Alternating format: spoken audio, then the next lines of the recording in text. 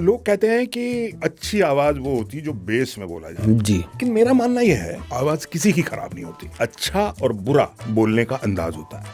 Presentation. अब बात करते हैं अंदाज की। देवानंद, जैसे ही दरवाजा खुला दो हसीन आंखें मेरी तरफ देख रही थी और दिल धड़क धड़क के कह रहा था, जॉनी बेटे, अगर इन आंखों को मालूम चल गया कि चोर है, बदमाश है, छक्का है, छोटी छोटी चोरियों के इल्जाम में बार बार जेल जा चुका है, तो इन आंखों में तेरे लिए नफरत के सिवा कुछ नहीं होगा।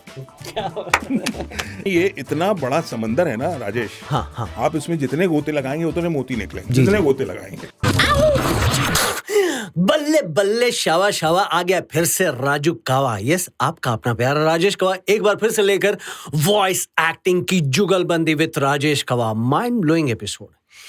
ये जो आत्मविश्वास है ना, भयंकर, वो छलकता है क्योंकि मेरे साथ जो मेहमान बैठे हैं, जो शख्सियत बैठी है, उनके साथ उनके ऑरा से छलकता है।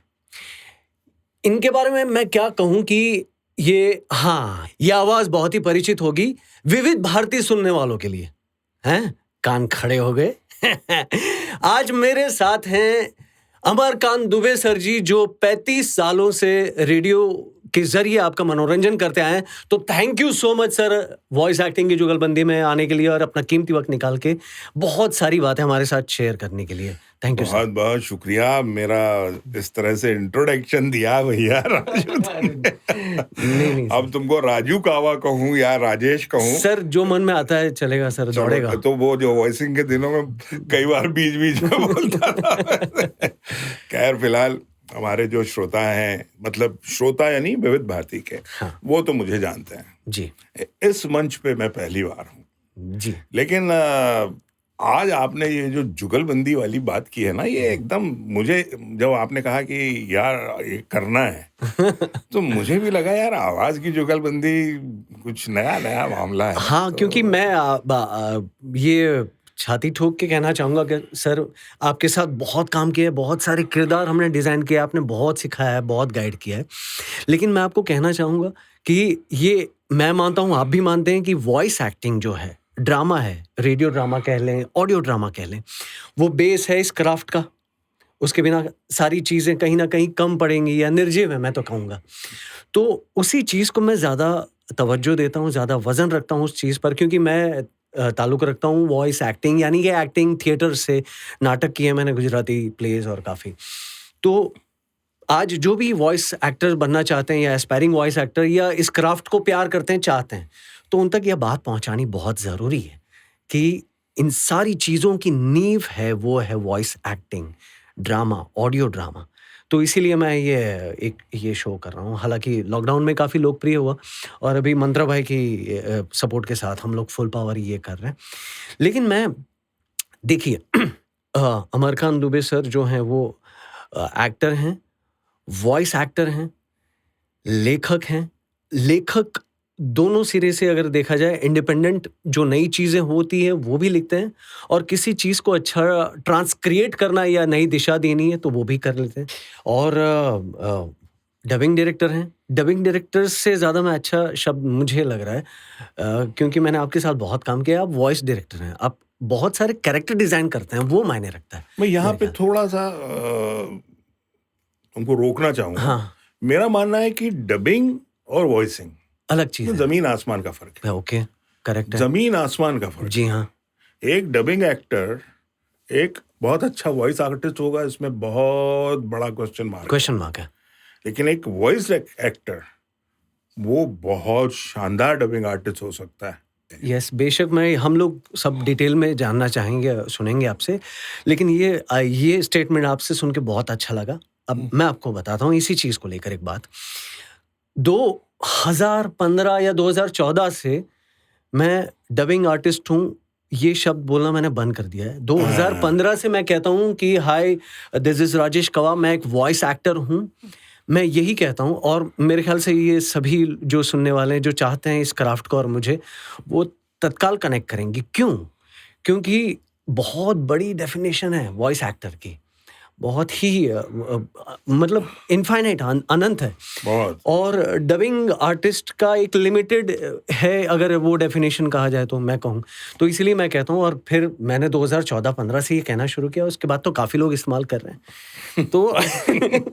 तो यहाँ मैं भी एक चीज़ बताऊँगा कि ये जो वॉइस डायरेक्टर या टर्म है ना, ये सबसे पहले हाँ, मेरे नाम के साथ टीवी पे आई वाह, इंडिया का पहला ओरिजिनल शो ना। अब पहले किसी ने की हो तो मुझे मालूम नहीं है, हाँ, लेकिन हाँ। जहां तक मुझे समझ में आता है, मेरी जी। अपनी समझ है, प्रचलन में ये मेरे साथ हुआ क्योंकि जो छोटा भीम, तुम तो जानते हो, वो हम ही बेशक। ने सारा डिजाइन हाँ, किया हाँ। था, वॉइस का सारा। सारे किरदार, सारे तो सब कुछ। उससे पहले हमने ना विक्रम बेताल, एक सीरीज, एक फिल्म थी, हाँ, उसमें शायद तुम नहीं थे, हाँ, लेकिन उसका जब क्रेडिट देने का नाम आया तो जो हमारे प्रोड्यूसर थे वो हैदराबाद के, हाँ। तो उन्होंने कहा सर इसमें कैसा नाम देना है, और वो उन्होंने मतलब उनको पता नहीं था कि क्या एग्जैक्टली, होता उनका है, भी क्या? पहला प्रोजेक्ट था, करेक्ट। तो इसमें कैसे नाम जाएगा। तो वो शायद हमारे साथ मेरा एक असिस्टेंट था, उससे पूछा हुआ, उसने डबिंग डायरेक्टर करके नाम दे दिया। तो उन्होंने जब वो फाइनल करने का आया तो मुझे दिया, मैंने कहा नहीं भाई, इसमें डबिंग डायरेक्टर नहीं है, इसमें वॉइस डायरेक्टर डालो। वाह। मैं कहा ये डबिंग नहीं कराई है मैंने, डबिंग अलग चीज होती है और ये जो मैंने कराया है ये अलग होता है। करेक्ट। तो खैर उन्होंने कोई उस पर सवाल नहीं किया, बड़े और सज्जन आदमी थे। उसके बाद फिर छोटा भीम, वो सबसे पहले विक्रम में आया, फिर छोटा भीम में वॉइस डायरेक्टर ही नाम आता था मेरा। करेक्ट। ठीक है, तो वॉइस डायरेक्टर और डबिंग डायरेक्टर में बहुत फर्क है। जैसे मैंने कहा कि जो वॉइस एक्टर और डबिंग एक्टर की बात की, तो डबिंग एक्टर बहुत अच्छा वॉइस डायरेक्टर, वॉइस आर्टिस्ट होगा, इसमें शक है। उसी तरह से डबिंग डायरेक्टर बहुत अच्छा वॉइस डायरेक्टर होगा, इस पे भी बहुत बड़ा सवाल है। जी। तो हम करते जाएंगे बात। तो बेशक। तो कहाँ से शुरू करें? ये इतना बड़ा समंदर है ना राजेश। हाँ। आप इसमें जितने गोते लगाएंगे उतने मोती निकलेंगे, जितने गोते लगाएंगे। बेशक। तो मैं कह रहा था कि आपने इन सारे पहलुओं को मतलब अपनी जगह दी है, अपने जीवन दान, मतलब बहुत समय दिया मेरे ख्याल से। कितने साल से पहला, अगर इसको ऐसा मोटा मोटी पकड़े तो 35 साल हो गए मुझे 35 साल इंडस्ट्री में। करेक्ट। तो बहुत सारी चीजें जो मैंने ऑलरेडी गिनवाई, तो मैंने ऐसे काम किए। मुंबई जिसको कहते हैं ना, बम्बई जब हम आए थे तब बम्बई थी। बम्बई आए थे तब कुछ जानते नहीं थे, हमारे लिए तो बम्बई वो शहर था। छोटे से शहर से आए थे, उस समय ना टीवी ना कुछ। आप हम जबलपुर मध्य प्रदेश के रहने वाले हैं जी। फिल्म इंडस्ट्री कहा जाता था ना। तो फिल्म हम आए तो हमने सोचा यार जैसे हमारे शहर में इंडस्ट्रीज लगी हैं, बड़े बड़े शेड हैं, ऐसा कहीं जुहू, हम सुनते थे कि जुहू में है फिल्म इंडस्ट्री, तो हमने कहा जुहू में कहीं शेड लगे होंगे, वहां फिल्म बनते होंगे। अब आप सोच सकते हैं कि ऐसी सोच रखने वाला आदमी यहीं आए, यहीं सीखा, यहीं सारी चीजें समझ में आई, काम भी किया, काम सीखा, काम करवाया। मतलब यह है कि आप में लगन हो, आपके जैसा राजेश कावा जैसा बंदा हो, सनक चाहिए सर, पागलपन चाहिए। बिल्कुल सही कहा। आपको अपने आपका मतलब जब तक आप जुनून ही नहीं है। अच्छा, एक दूसरी बात जो सबसे अच्छी है आपके हमारे इस प्रोफेशन में, जब आपका शौक आपकी रोजी बन जाता है तो फिर आप घड़ी नहीं देखते। ये कमाल। घड़ी कौन देखता है? जो काम करता है। लेकिन जो शौक पूरे करता है वो घड़ी नहीं देखता। वाह। एक आदमी पिक्चर देख रहा है, अब तो उसका शौक है, वो घड़ी नहीं देखेगा तब तक जब तक कि उसको बोर ना लगे पिक्चर। सही बात है। वो तो सोचेगा 2 घंटे और चल जाए। करेक्ट। ठीक है, लेकिन एक आदमी को बोलो कि तेरा काम है आज बैठ के इस पिक्चर को देखना है और शाम को तेरे को रिपोर्ट देना है कि कौन से मिनट में क्या हुआ, तो वो बार बार घड़ी देखेगा कि कब 2 घंटे पूरे होंगे। ये फर्क है। तो हम लकी लोग हैं। बेशक। ये भगवान का आशीर्वाद है, माँ सरस्वती का आशीर्वाद है कि कलाकार होना अपने आप में इसलिए बड़ी बात है। देखिए, कहता हूँ कि एक्टिंग हो, राइटिंग हो, डबिंग, वॉइस एक्टिंग, फलाना ढिमका, बहुत सारे कोर्स आते हैं जो लोग सीखते हैं, लेकिन उनमें से चंद होते हैं जो उसको पूरी तरह से एग्जीक्यूट कर पाते हैं या उसमें पार निकल जाते हैं। उसकी वजह यही है कि आशीर्वाद होना बहुत ही मायने रखता है। और आप अभी क्या है ना, कई बार चीजें क्या होती हैं राजेश की हमको पता नहीं होता कई बार कि हम क्या कुछ कर सकते हैं। खोजना होता है अपने आप को, टटोलना। जैसे मुझे तो पता नहीं था कि मैं राइटिंग भी कर सकता हूँ। यहाँ आने के बाद मुझे जब मैं काम ढूंढ रहा था, मैं गवर्नमेंट एम्प्लॉय था, बहुत छोटी सी तनख्वाह में मेरी शुरुआत हुई। घर चलाना बड़ा मुश्किल काम था। एक कमरे में रहते थे दादर में, गुरुद्वारे, दादर ईस्ट में गुरुद्वारे के पास रहते थे। एक कमरे में 18 लोग रहते थे जी। तो बहुत मुश्किल था जीवन। तो कुछ एक्स्ट्रा कमाई के लिए इधर उधर हाथ पैर मारते थे। सोचते थे हम अनाउंसर हैं विविध भारती में, तो हमको बाहर लोग काम दे देंगे।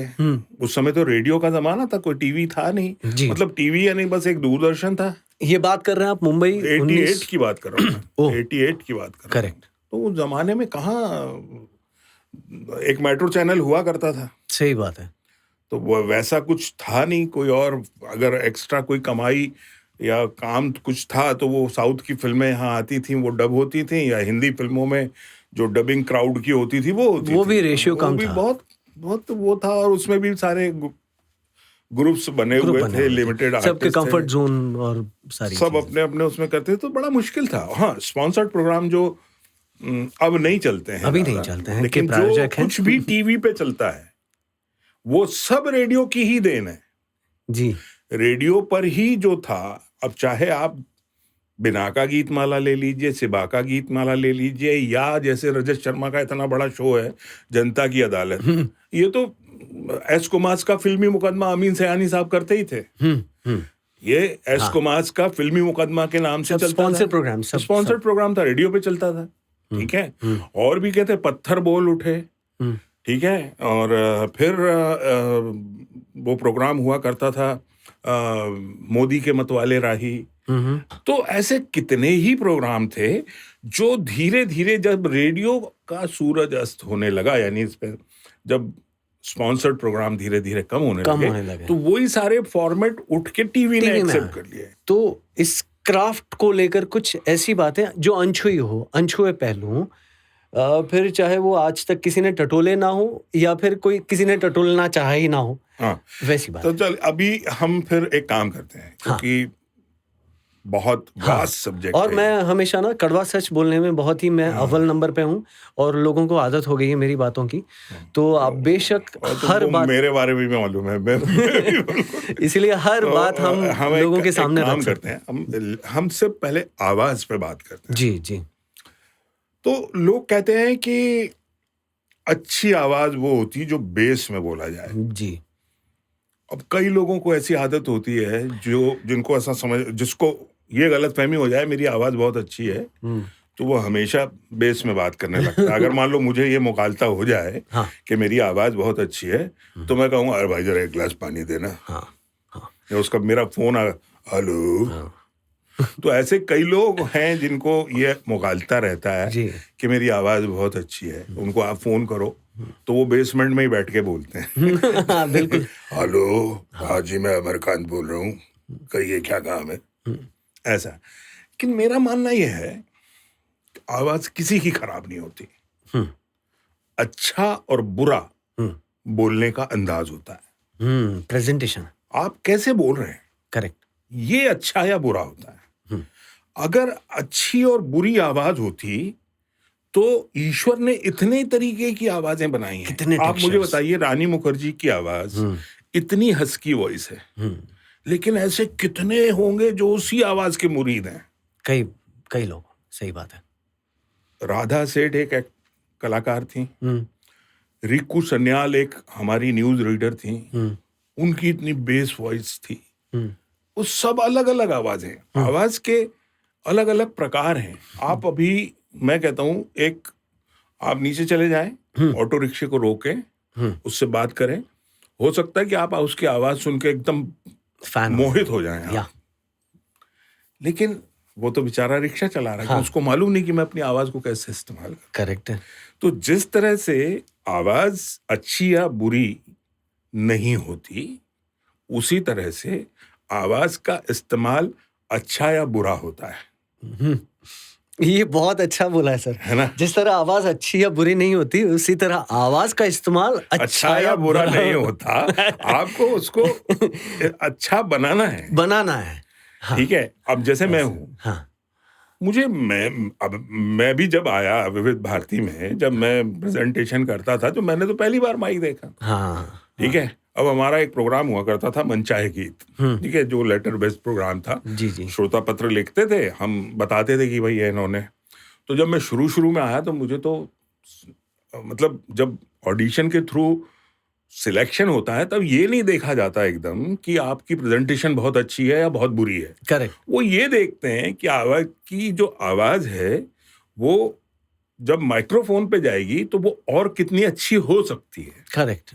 उसके आधार पे वो कहते हैं कि ठीक है, अगर थोड़ा सा प्रेजेंटेशन गड़बड़ भी है तो हम सिखा लेंगे या करते करते, क्योंकि कहते हैं कि ये जो काम है इसको करत की विद्या कहते हैं, आप एक दिन में नहीं सीख सकते जी। या इसकी कोई किताबें नहीं है। सबसे बड़ी चीज आप किसी लाइब्रेरी में जाके आप निकाल लें कि हम यहाँ पे देख लें कि आप आवाज को कैसे ठीक करें, या इसकी कोई गोलियां नहीं मिलती। नहीं है सर, मैं यहाँ आपको रोकना चाहूँगा, बहुत इंटरेस्टिंग पॉइंट है। जैसे मैं सिखाता हूँ, वायलेट विंग्स वॉइस एकेडमी सिखाता हूँ पिछले 6 साल से। कई स्टूडेंट हैं जो काम कर रहे हैं अपनी अपने क्षमता के हिसाब से। तो कुछ लोग जो इंक्वायरी करते हैं या मुझ तक पहुँचते हैं तो पूछते हैं कि मैं करना चाहता हूँ या चाहती हूँ, सीखना चाहता हूँ। नोट्स मिलेंगे आपके वहाँ से, नोट्स वो सब कुछ वो मिलेगा ना, वो सारा जो वो होता है वो। तो ये थोड़ा मेरे लिए, मैं बोला आपने जो कहा इसकी कोई किताबें नहीं होती, मैं कैसे उनको बताऊं कि नोट्स में क्या कैसे एक्सप्लेन करूं मैं चीजें जो मैं रूबरू करता हूं, इसलिए मैं ये ऑनलाइन भी नहीं करवाता। हाँ, अब जैसे मैं एक बेसिक बात बता सकता हूँ कि जब आप रेडियो पे काम कर रहे हैं या वॉइसिंग कर रहे हैं या कोई ड्रामा कर रहे हैं या डबिंग कर रहे हैं तो उसकी जो बेसिक चीजें हैं वो हम बता सकते हैं, लेकिन कई बार क्या होता है कि ये बताने वाले भी कई चीजें नहीं जानते हैं। हाँ ठीक है, अब वॉइसिंग की एकेडमी में जो लोग सिखाते हैं वो कई लोग, उनको कई बार हिंदी का ही ज्ञान नहीं है। ये सच या है। मैं सिर्फ हिंदी की बात नहीं कर रहा हूँ, आप जिस भी भाषा में वॉइसिंग करते हैं करना चाहते हैं उस भाषा का पूरा ज्ञान अगर आपको नहीं है जी। तो आप कितने भी अच्छे वॉइस एक्टर हो, आपकी जो डिलीवरी है, जो प्रेजेंटेशन है, उसमें दम नहीं आएगा जब तक कि आपको भाषा, क्योंकि जब आप एक लाइन को बोल रहे हैं हाँ। तो उस लाइन के मतलब को डिलीवर करने में आपका 100% नहीं जाएगा, क्योंकि 50% तो आपका मतलब समझने में लगा हुआ दिमाग, बाकी 50% में आप अब डिलीवर कर रहे हैं, तो आप 50% ही डिलीवर करेंगे, आधा अधूरा। लेकिन अगर आपको भाषा का ज्ञान है, अगर भाषा का ज्ञान है तो आपको उसको सोचने की जरूरत नहीं है। करेक्ट। आप बगैर उसको सोचे, क्योंकि वो तो आप अंदर आ रहा है, बस बोलते जा रहे है ना, वो तो अंदर गया, वो मिक्सर में वो मिक्स हो गया। करेक्ट। अब जो डिलीवर होगा वो पूरा का पूरा आपकी वॉइस से जो डिलीवर होना है वही होगा। करेक्ट है, करेक्ट। तो जितने अच्छे आप वॉइस एक्टर बनना चाहते हैं तो उसके साथ ये जरूरी है कि जिस भाषा में आप वॉइस एक्टर बनना चाहते हैं उस भाषा का ज्ञान आपका, मतलब आप पंडित भले ना हो, हाँ, लेकिन पूरा ज्ञान समझ हो। हाँ, आपको बेसिक ज्ञान से काम नहीं चलेगा और उससे थोड़ा होना चाहिए। उसी तरह से ये सही चीजें बताने वाले लोग भी नहीं है, सही बात। और अगर कुछ लोग हैं तो वो संकोच में नहीं बताते, ये सोचते हैं कि हम बताएंगे तो लोग हमको बेवकूफ समझेंगे, क्योंकि आजकल सब पंडित हैं, काम करने वाले लोग। तो ये सारी चीजें होती रहती हैं। तो हम बात कर रहे थे कि जैसे आवाज का अच्छा बुरा और उसका प्रेजेंटेशन। अब मैं यहाँ पे ये जरूर बोलना चाहूंगा कि आवाज के जरिए आप रोटी कमा सकते हैं। हम जो बैठे हैं बात कर रहे हैं उसमें बहुत बड़ा एक जो कारण है हमारे बैठ के बात करने का, कि तुमने भी अपनी रोटी आवाज से कमाई है जी, और मैंने भी अपनी रोटी आवाज से कमाई है जी। हाँ। और तुम्हारी गाड़ी भी आवाज से चल रही है, मेरी भी एक गाड़ी आवाज से चल रही है। लोगों की पेट्रोल से डीजल से चलती है, हमारी आवाज से चल रही है। तो ये चीज को एक बार अलग रख दिया जाए अगर, तो इसके अलावा भी आवाज कहाँ कहाँ आपके साथ जुड़ी रहती है जी। देखिए, हम तो बड़ा पॉजिटिव काम करके रोटी कमा रहे हैं जी। हाँ, ठीक है, आवाज से। यस। लेकिन जो ठग होते हैं, जालसाज होते हैं, जो आपको बेवकूफ बनाते हैं, वो भी तो आवाज के ही जरिए करते हैं ना, पूरी तरह से। आपके पड़ोस में, बाजू में, आप बस में जा रहे हैं, आप रिक्शे में, कोई शेयर रिक्शे में जा रहे हैं या ट्रेन में बैठे हुए हैं, फ्लाइट में आपकी पड़ोस वाली सीट में कोई बैठा हुआ है और आप उसकी बात करने के अंदाज में एकदम उस आ गए और उसने आपको यूं बनाया और आपके कब ठग लिया आपको पता नहीं चलेगा। तो ये भी तो उसकी कलाकारी है ना। कलाकारी पूरी और तरह ये से। कलाकारी उसकी आवाज से ही है ना, कोई जादू काला जादू तो नहीं जानता वो। नहीं, हाँ, तो ये भी एक आवाज का इस्तेमाल है, आवाज का ही इस्तेमाल है। सही बात है। फिर अब आपने कभी आईएएस का इंटरव्यू वगैरह, खैर हम और आप तो नहीं गए हैं देखने, लेकिन हमने मॉक इंटरव्यू वगैरह कई बार हाँ, मॉक देखे होंगे इंटरव्यू देखे आपने। हैं, हाँ। तो आपने देखा होगा कि उस मॉक इंटरव्यू वगैरह में कैसे बोलना है ये भी बताते हैं। हम्म, क्यों बताते हैं साहब? हम्म, हम्म, वो तो कोई ज्ञान की बात नहीं है ना, वो इसीलिए बताते हैं ना कि सामने वाला जब तक आपसे इम्प्रेस नहीं होगा, आपकी सही चीज को भी ध्यान से नहीं सुनेगा। सही बात, करेक्ट। वो आपकी सही बात को भी नहीं सुनेगा ध्यान से। तो ये सारी चीजें अब लोग बड़े कैजुअल तरीके से हम कभी अगर ये सब्जेक्ट उठाएं तो इतना ध्यान नहीं देते, लेकिन देना चाहिए। ये देना एक चाहिए। बहुत बड़ा आपकी पर्सनैलिटी का एक बहुत बड़ा पहलू है जिस पे आपको ध्यान रखना चाहिए। लोग जिस तरह से हर 2 मिनट में कंघी कंघी करते हैं है ना, हाँ। जिस तरह से अपने दाढ़ी को ट्रिम करवाते हैं, सब कुछ करते हैं, उसी तरह से अपने बोलने के अंदाज को भी ट्रिम करते रहना चाहिए। सही कहा आपने, जैसे कि आवाज अच्छी है बुरी नहीं होती, आवाज है, बस बोलने का अंदाज बहुत मायने रखता है। सही बात है। इसी तरह से अब बात करते हैं अंदाज की। अब अंदाज की बात करें जहां तक, तो राज कपूर का एक अलग अंदाज था। मैं तो जा रहा हूं जी, ठीक है। हाँ। देवानंद जैसे ही दरवाजा खुला, 2 हसीन आंखें मेरी तरफ देख रही थी और दिल धड़क धड़क के कह रहा था, जॉनी बेटे अगर इन आंखों को मालूम चल गया कि चोर है, बदमाश है, उचक्का है, छोटी छोटी चोरियों के इल्जाम में बार बार जेल जा चुका है, तो इन आंखों में तेरे लिए नफरत के सिवा कुछ नहीं होगा। क्या ये उनका अंदाज था, ठीक है। नहीं, सही है। अब आते हैं दिलीप कुमार। हाँ। जाओ, ए भाई रुक जा, आ जाओ, अरे कोई रुको। अब क्या था, दिलीप साहब का कई बार ये होता था कि एक लाइन बोलने के बाद वो बड़ा लंबा पॉज लेते थे। हाँ। तो मैं अभी नाम नहीं लूंगा, लेकिन मैं किसी का इंटरव्यू कर रहा था तो उन्होंने बताया था कि ये दिलीप साहब की खूबी थी। हाँ। वो भूल जाते थे ना तो वो उसको उन्होंने अपनी खूबी बना लिया था पॉज किंग, कि वो उसको रिकलेक्ट कर लेते थे उतने से पॉज में। लेकिन उनका वो पॉज भी कुछ कहता था भाई। वो उससे पहले और उसके बाद इतना दमदार बोलते थे कि वो बीच का 2 सेकंड 5 सेकंड का पॉज होता था, वो भी कुछ कहता था। लेकिन ये ऐसी सारी एबिलिटी के आर्टिस्ट आज की तारीख में नहीं है। अब अमिताभ बच्चन की, अब मैं एक और बात बताता हूँ आवाज को लेके। जैसे मैंने कहा कि अच्छा बुरा नहीं होता, जैसे मैंने कहा कि बेस वॉइस ही अच्छी होती है, ऐसा नहीं है। हाँ। आप अमिताभ बच्चन को बेस वॉइस के लिए जानते हैं, जी हाँ। ठीक है। मैं और मेरी तन्हाई अक्सर ये बातें करते हैं जी। वही अमिताभ बच्चन जब दीवार में पुल पे खड़े होकर कहते हैं, ओ तुम्हारे उसूल, तुम्हारे आदर्श, क्या दिया तुम्हारे उसूल और आदर्शों ने। कहाँ यूज किया उन्होंने बेस? कहाँ यूज किया? करेक्ट। पूरा विस्पर में निकाल दिया, हस्की। ड्यूटी की तू जीप कार बस ये। हाँ। वही अमिताभ बच्चन है ना, लेकिन उस पे ताली बजी ना। हाँ। फिर तो ये बेस में बैठ के लोग बैठ जाते हैं उस पे और सोचते हैं बस हम जब तक बेस में बोलेंगे तो मेरा ये सब बताने का कारण सिर्फ यही है, शायद हम भटक गए हैं, लेकिन हम बताने का कारण यही है कि साहब आप आवाज को सिर्फ एक उसमें बांध के नहीं रख सकते। जी, नहीं बांध सकते हैं। आवाज इतना वास्ट विषय है। एक चीज मैं इसमें ऐड करना चाहूंगा, जैसे आपने कहा अंदाज करेक्ट है, आवाज, भाषा, अंदाज, सब कुछ। साथ ही मेरे हिसाब से जो अगर इसको एक कैरेक्टर डिजाइन कहूँ या एक एटीट्यूड देना कहूँ, वो भी बहुत मायने रखता है सर।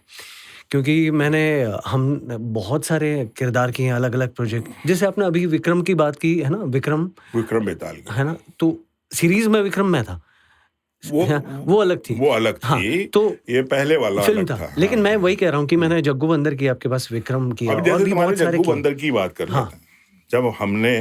जब हम ये डिजाइन कर रहे थे छोटा भीम के सारे हाँ, कैरेक्टर्स ये जो हम थे, बात कर रहे हैं 2007 की। अब साल याद नहीं मुझे। हाँ, हाँ, तो जब हम ये डिजाइन कर रहे थे तो हमारे मेरे पास जब स्क्रिप्ट आई, हाँ। जब मेरे पास आई, उसमें मेरे पास उस स्क्रिप्ट के साथ मेरे पास एक कैरेक्टर का यानी वो लिस्ट भी है, आया, स्केच लिस्ट है। एक स्केच भी आया कि भाई ये कालिया है, ये ऐसा दिखता है, ये जग्गू है, बंदर है लेकिन बोलता है। हाँ। वो बंदर, तो फिर मैंने सोचा कि बंदर है, बोलता है, लेकिन बंदर को क्या क्या लिबर्टी होगी, कैसी होगी, क्या बोलेगा। बाकी बंदर सारे तो इंसान है, बाकी एकमात्र तो सारे जानवर है। जानवर है इसमें, हम और ये बोलता भी है, और ये भीम का दोस्त है, ये पॉजिटिव बंदर है, ये बदमाशियां करता है लेकिन पॉजिटिव है, तो कैसा होगा, कैसी आवाज होगी। वो मैंने तुमको सारा ब्रीफ हाँ, दिया कि हाँ, देखो भाई राजेश ये है।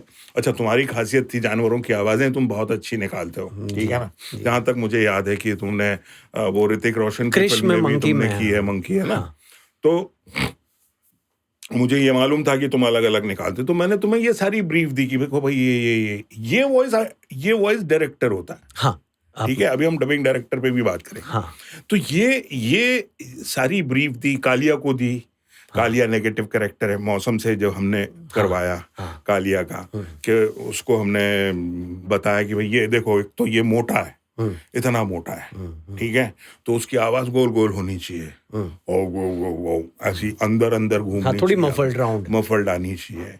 तो ये सोचना ही तो वॉइस डायरेक्टर का काम है। करेक्ट है, करेक्ट, ठीक है? डिजाइन करवाना, वो करेक्ट। वो कैसे डिजाइन होगा। अब जैसे ढोलू भोलू की आवाज थी जो हमने जिगना से करवाई, जी हाँ, तो दो कैरेक्टर हैं और आवाज एक ही देने वाली आर्टिस्ट भी कलाकार। एक ही है, लेकिन वो दोनों में डिफरेंस भी आना चाहिए कि वो सुन रहे हैं तो उनको समझ में आए कि ये ढोलू है, ये भोलू है। तो वो उस तरह से हमने डिजाइन करवाया। जैसे राजू का कैरेक्टर था, जी, वो बदमाश, बहुत इतना छोटा सा बच्चा लेकिन बहुत ही ज्यादा शरारती है, जूली, जो है ना, वो उससे करवाया। फिर रूपा से करवाया। फिर हमने इंदुमती का कैरेक्टर करवाया, जिसमें छोटा भीम जैसे मेरे बेटे वत्सल ने किया था।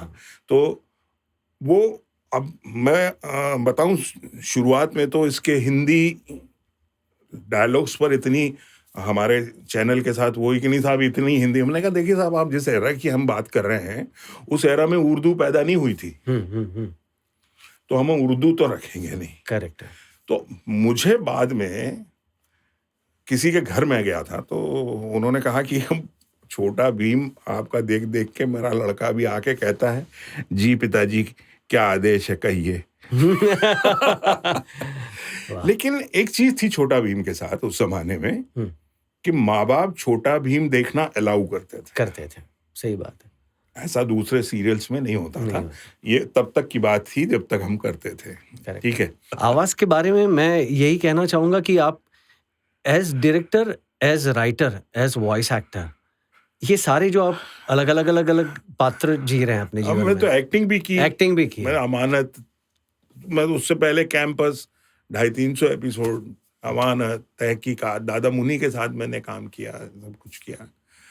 और ये एक मेरे बारे में, खैर मैं अपने बारे में कहने नहीं बैठा हूँ, हम बात कर रहे हैं कि आप अपनी आवाज को इतना आप ऐसा रखिए कि वो हर जगह काम कर सके। करेक्ट, फ्लेक्सिबल रखें। फ्लेक्सिबल। अब आप एक बार बेस में घुस गए अगर, या आपको लग रहा है कि यार मेरी तो आवाज हस्की है यार, मैं नहीं कर पाऊंगा, तो हस्की है तो क्या हुआ, आप स्टैंड अप कॉमेडी कर सकते हैं। चलिए उसके लिए एक अलग तरह का मान लेते हैं कि भाई एक अलग तरह का हुनर चाहिए, प्रेजेंस ऑफ माइंड। तो भाई आप अपनी आवाज के जरिए, अगर आपको आवाज में ही काम करना है तो आप अपनी आवाज को उस तरह से मोल्ड कर लीजिए, उस तरह के प्रोग्राम्स आप देख लीजिए, उस तरह की कहानियां पढ़ना शुरू कर दीजिए। आजकल का तो यूट्यूब का जमाना है, इतना कुछ निकलता है, बहुत। आप लेके बैठ जाइए, एक बार निकल पड़ी तो फिर निकल पड़ी, फिर तो आना है आपको यूट्यूब से पैसा ही पैसा आना। मतलब अगर बहुत संक्षिप्त में मैं कहूँ तो आवाज का सही इस्तेमाल किया, सही दिशा में गए हम, तो बहुत सारी चीजें हैं जीवन में। देखिए क्या है कि कई बार, जैसे मैं पहले भी कह चुका हूं, कि हमको मालूम नहीं होता कि हमारे अंदर क्या है जी, हमको पता नहीं होता कि हम क्या क्या कर सकते हैं। या कई बार हमको अगर मालूम भी हो गया कि हम ये कर सकते हैं तो हमें ये नहीं मालूम होता कि हम ये जो कर सकते हैं इसमें और क्या क्या रास्ते हैं। सही बात है, सही बात। ठीक है ना? हम्म, तो सबसे पहले तो आपको क्या करना है ये तय कीजिए। हम्म, फिर उसके बाद आपने जो तय किया है उसमें डूब जाइए। करेक्ट। हाँ, वो आप तो डूब जाइए, अंदर जाते जाइए, जाते जाइए, जाते जाइए। रास्ते में शुरू में पत्थर मिलेंगे, फिर फूल मिलेंगे, फिर आगे जाके मोती मिलने ही मिलने हैं। सही बात है। मुझे नहीं लगता ऐसा कि एक आदमी अगर अपने मेहनत और लगन के साथ पूरा डूब जाए और उसको मोती न मिले, ऐसा शायद कहीं नहीं होता। ईश्वर भी यही देखता है कि आप कितने ईमानदार हैं अपने काम के प्रति और कितनी आप मेहनत करते हैं, कितनी आप में लगन है, तो आपको उसका फल मिलता ही कहीं मिलता है। थोड़ा जल्दी, कहीं थोड़ी देरी से, देखिए, अब है वो ना? तो वो ठीक है, बस ये वो डिपेंड करता है। वो तो उसमें एक मैं मान क्या लीजिए, बल्कि मैं तो मानता ही हूँ कि किस्मत का भी अपना एक हाँ, रोल होता बिल्कुल। है, भाग्य मैं भी इसीलिए एक कह रहा हूँ रोल कि होता आज है, नहीं एक तो रूल कल होता है। Dream girl. कहीं ना कहीं कहीं ना कहीं, कभी ना कभी, यस, कहीं तो मिलेगी। करेक्ट। तो तो मैं कह रहा था कि शो का नाम है सर वॉइस एक्टिंग की जुगलबंदी। तो सर, अ, अनुराग पाराशर नाम का मेरा एक मित्र है, वो लिखता है छोटे-छोटे सीन्स कह दें या कहानी कह दें या जो भी एक वाकया कह दें। हम्म। तो एक प्यारी-सी स्क्रिप्ट लिखी है उसने, और आप और हम पढ़कर परफ़ॉर्म करेंगे पब्लिक के सामने। अच्छा, मतलब पूरा audio drama, drama. Audio drama. तो दो ही और किरदार हैं। 2 ही किरदार हैं, और ये उम्दा बात ये है कि आपने और मैंने रिहर्सल नहीं की है। हाँ, नहीं, मैंने स्क्रिप्ट आपको दे दी, मैंने दे दी, अपने हिसाब से पढ़ ली और हम अपने हिसाब से डिज़ाइन कर चुके हैं और सीधा हम टेक करेंगे। हाँ। तो सर, मेरे पास एक पायरेटेड जादू है सर। आप ऐसा करेंगे, आपके पास स्क्रिप्ट आ जाएगी सर, अच्छा, ऐसा। मैं 1 2 3 बोलूं तो आ जाएगी? हाँ, आ जाएगी। 1 2 3। क्या बात है सर। क्या मतलब, राजू कावा जग्गू के साथ अब जादूगर भी हो गया, जादूगर वाला जग्गू हो गया। 1 ऑन 1, मतलब एक पे एक फ्री वाला मामला है। मेरी भी स्क्रिप्ट आपको आई होगी अच्छा, सर। अच्छा, वाह वाह वाह वाह वाह। पैकेज है सर, ये पैकेज के बिना लो भाई, जमाना लो। ये वो देखिए, ज़्यादा लंबा नहीं है, 1.5 पेज है, लेकिन चलिए, एक, ठीक है। हाँ, मैं चाहता हूँ सर, आमतौर पे जब भी करता हूँ, ये जो ब्रैकेट में जो इंस्ट्रक्शंस होती हैं, मैं करता हूँ, लेकिन आज आप करें, मज़ा आएगा। इंस्ट्रक्शन। हाँ, तो और ये हम छोटी-सी प्यारी-सी स्क्रिप्ट जो लिखी है, एक बार फिर से मैं थैंक यू कहना चाहूँगा अनुराग तो पराशर भाई, को। अनुराग पाराशर साहब को हमारी तरफ से भी बहुत बहुत धन्यवाद, बहुत बहुत बधाई। वाह! हाँ। अरे, पापा घर पर होंगे या नहीं, पता नहीं। हाँ, घर पे ही है पापा। पापा! आ गया बेटा, ठीक है, जरा आ रहा हूँ बेटा। हाँ, आराम से पापा, आराम से।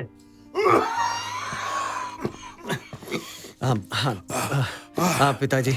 हाँ बेटा, आ गया। आराम से। जी। मैं अब हॉस्पिटल गया था। हाँ, तू अस्पताल गया था बेटा, रिपोर्ट देने वाले थे डॉक्टर साहब। जी, वो अस्पताल वो गया था, लेकिन वो, लेकिन क्या हुआ बेटा? आजा अंदर, तो आप बैठ जा। हाँ, बैठ। वो मैं गया था पिताजी, वो, लेकिन डॉक्टर भी ना, वो अरे, ये हंस क्या रहा है भाई? अब डॉक्टर कोई चुटकुला थोड़ी सुनाया होगा। नहीं। ये बता, क्या कहा? अरे वो और रिपोर्ट में क्या आया बेटा? वो मैं बाद में बताता हूँ पिताजी। हाँ। तो पहले आप बताएंगे, कुछ खाएंगे आप? मैं बना देता हूँ ना, मैं बनाऊंगा। मैं क्या वाह बेटा, वाह। तेरी माँ के मरने के बाद आज तक तूने चाय भी बनाई है? वो पिताजी, मैं बना देता हूँ। अरे, क्या बनाएगा तू? है क्या आता है तुझे? वो मैं खिचड़ी खिचड़ी बना दूंगा मैं। बस आप आप काम कीजिए पिताजी, बस आप बताते जाइए क्या करना है। मैं बनाऊंगा। अरे, मैं बनाता हूँ बेटा। चल, आज तक तेरे को मैंने कभी चाय भी बनाने दी है जो तू खिचड़ी बनाएगा? अलग हो, मैं बनाता हूँ। मैं बनाता हूँ बेटा। अरे पिताजी, सीखना तो पड़ेगा ना। सीखना पड़ेगा? अरे मैं जब तक जिंदा हूँ तब तक तुझे खाना वाना बनाने की कोई जरूरत। अरे पिताजी आप ठीक है? पिताजी। अरे बेटा थोड़ा पानी ला हाँ, बेटा, पानी। हाँ, हाँ पिताजी, ये लीजिए पानी। ये पी लीजिए, आराम से। हाँ, अब ठीक है? ठीक है बेटा। लगता है हाँ आज मैं खिचड़ी नहीं बना पाऊंगा बेटा। जी। तबीयत थोड़ी नासाज लग रही है। पता नहीं क्या हुआ बेटा। अब तो उठ भी नहीं पा रहा हूँ बेटा। नहीं पिताजी, कुछ नहीं हुआ। आप बस कुछ ही दिनों में खाना ठीक से खाने लगेंगे, सब चल फिरने लगेंगे। वो क्या, आपने 1-2 दिन से खाया नहीं ना ठीक से, आपकी तबीयत थोड़ी, शायद इसी वजह से शरीर कमजोर पड़ गया है। अब आप यहाँ बैठिए आराम से। हाँ, सब ठीक है बेटा। सब ठीक है। लेकिन वो खिचड़ी बेटा, खिचड़ी। अरे खिचड़ी मैं सीख लूंगा ना, सीख लेने दीजिए मुझे। वो क्या है कि मैं अगर सीख नहीं पाया तो भूखा रहना पड़ेगा मुझे, क्योंकि खिचड़ी मुझे सबसे ज्यादा प्रिय है। आपके जाने के बाद। मेरे जाने के बाद मैं कहाँ जाऊंगा बेटा? अरे वो मैं तो यहीं रहूंगा ना। तेरे साथ रहूंगा बेटा, हमेशा तेरे साथ रहूंगा। तेरा ध्यान रखने के लिए मैं मेरे सिवा कौन है बेटा? वो पिताजी, तू जानता है तेरी मरती हुई माँ को मैंने वादा किया था बेटा। पिताजी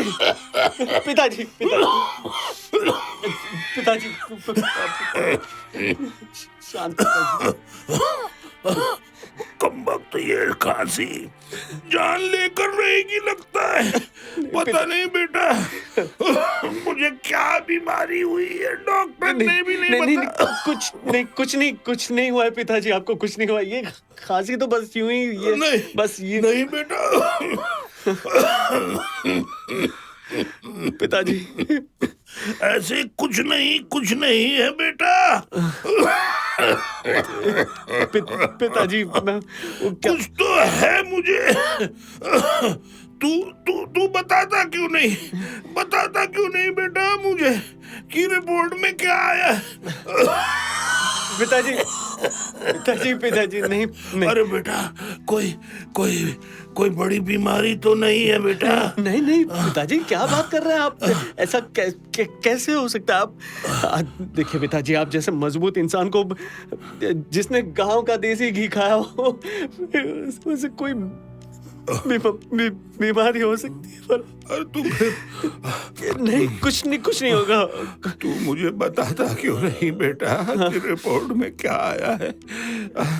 क्यों मुझे नहीं बता रहा है कि डॉक्टर ने क्या कहा? बता बेटा, बता, सच बता। तुझे तेरी मरी हुई माँ की कसम है बेटा। पिताजी संभालिए अपने आप को पिताजी, घबराइए मत। कुछ नहीं होगा आपको कुछ नहीं होगा। तू मुझे आखिर बताता क्यों नहीं कि मुझे क्या बीमारी है? बता। क्या बताऊं पिताजी,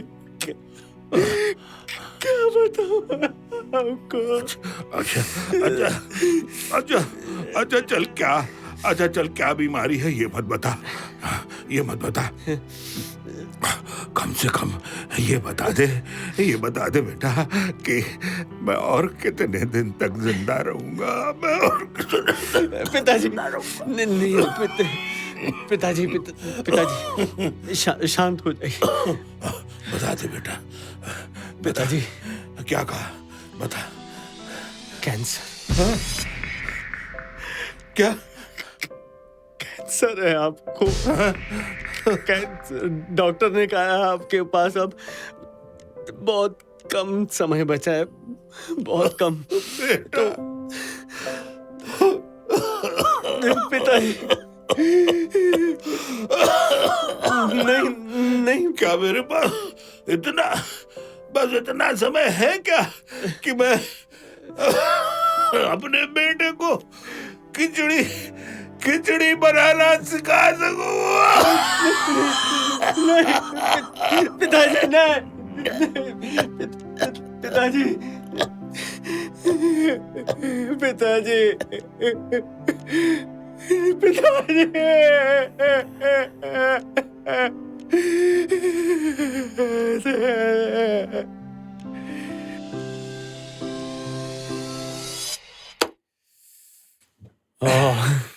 ठीक था?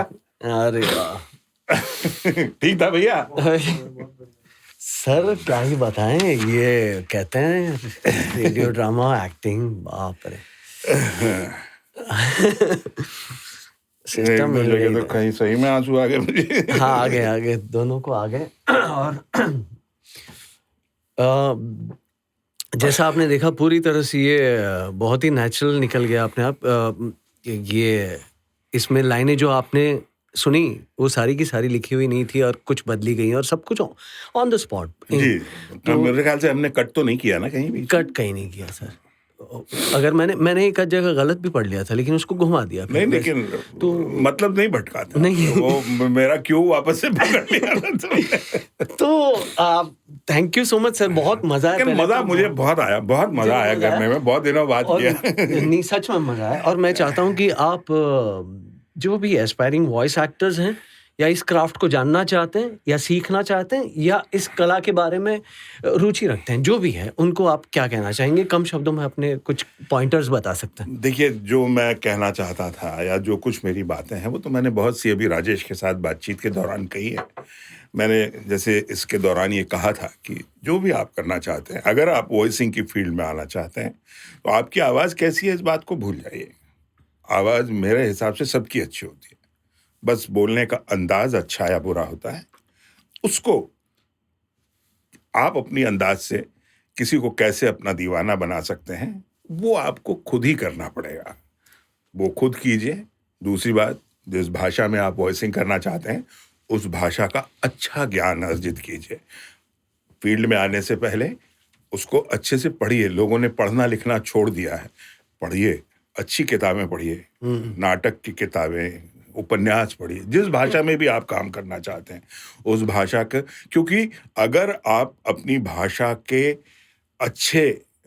अच्छी रचनाएं जो हैं उनको नहीं पढ़ेंगे तो जो आपकी जो खजाना है ना, वोकेबलरी, शब्दकोश, जिसको शब्द भंडार या शब्दकोश कहते हैं, जब वो ही नहीं होगा तो आप कैसे ब्ला ब्ला ब्ला ब्ला करेंगे? उसके बिना नहीं कर पाएंगे। और भाषा का जो पन होता है वो जब तक आप पढ़ेंगे नहीं, वो पन नहीं पकड़ पाएंगे। बहुत सी चीजें हैं। फिर कभी अगर राजेश ने मौका दिया तो और एक बार हम बात करेंगे, हक से आप आएंगे, हम बात करेंगे। कुछ और चीजें हैं, कुछ और मोती निकालने की कोशिश करेंगे। तब तक आप भी मोती ढूंढने की कोशिश जारी रखिए। बहुत अरे मुझे बहुत मजा आया, कीमती वक्त निकाल के आपने, क्योंकि हमारी बातें हो रही थी लेकिन बस वक्त होना, सही मैच होना मायने रखता है। बहुत मजा आया और मैं उम्मीद करता हूँ कि हमारे दर्शक श्रोता जो भी हैं उनको भी मजा आया होगा। जरूर लिखकर बताइएगा अपने कमेंट में और फिर मिलेंगे। Thank you so much sir, thank you much, thank you.